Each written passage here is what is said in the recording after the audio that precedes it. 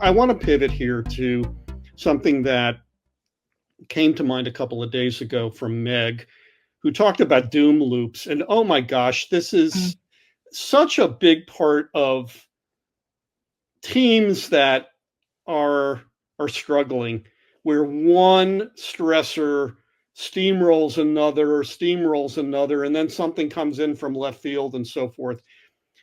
Meg, by contrast, asks about ambition loops. And could they be the antidote to setting big, noble goals and early wins? And for those who don't know what an ambition loop is, let me get to it. It's a reinforcing cycle in which bold goals and ambitions drive actions, which then create positive momentum and outcomes that make it easier and more compelling to set even bigger goals. The ambition leads to progress, which in turn reinforces and elevates ambitions. What do you have to say about ambition loops, Jen? That's cool. I like that. I think it kind of reminds me of the word hope.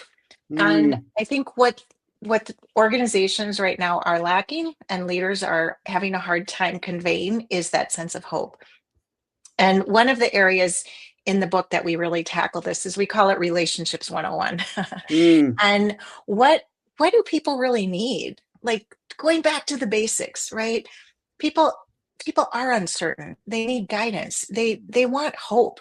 They want to follow a good leader. They want, like, there's a whole list of 10 of these.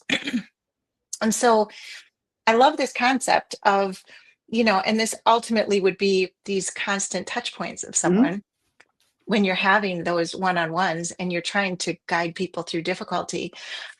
You are also pulling out the hopeful aspects. I see you going here. Have you ever thought of doing that? Like, wow, why don't we try this? And then your next one-on-one is, that's excellent. You did a great job. Let's try this. That's, I think, the ambition loop she's talking about. Right. A supportive leader, excuse me, will pull away from those doom loops to try to give hope. Excuse me. I think you're right. Um, when I heard about ambition loops, it made me think about a company that I was dying to work for early on in my career. It was a company called Daytimers. And if you're of a certain age, you will all remember what a daytimer was. It was a physical date book that you used to manage your schedule. It was as analog could be. It had little perforated edges where you could tear off when the day was done. The reason why I bring this up and why I think it aligns with ambition loops is that everything that this company did, every engagement that they had, tried very hard to build quality and positive experience into. Now, that's why so many people wanted to work for daytimers like me and couldn't get an interview, because it was a fun experience. People loved going to the office. They loved going to work. Every day was a new positive adventure, right? And I think that would be a model for a lot of companies and a lot of leadership Mhm, teams who are struggling, for whom engagement is a problem. mhm, It's the little things that people remember, the little kindnesses, the little the fact that you remembered that I'm dealing with something and you cared enough to talk about that self-care supportive opportunity that I would not have known about. And it was mhm. no big deal for you to tell me about, because you were prepared to tell me about something that I didn't know. And I took you up on it and I reached out to that third party, and it's made my experience better. Right? No, I love what you're saying. And I think so much of our world has gone to a self-led model. Mm, People pride themselves for being independent, being self-sufficient. Um, and people, especially when we're in our screen world, it almost becomes a bother when people chime in.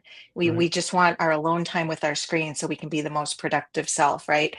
When we are living through this self-led, self-sufficiency, independent mindset, um, those relational interactions many times come secondary.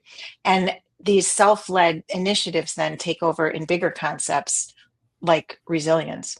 Hmm. And I think in organizations, going back to what you said with daytimers, it's kind of like this fun workplace. People are always looking out for each other. Um, but even resilience now has become almost a self-led initiative. You know, if you've got people, like I go into so many organizations and they're like, these guys just need to be resilient. Hmm. And I took a long chapter of my book to break down why resilience is actually a byproduct of a supportive team. You can't teach someone resilience and put them back in a workplace where your leader's not available, where you're communicating in silos, where there's no psychological safety and you're overwhelmed. There is no resilience course in the world that's going to be effective when you're operating in that environment.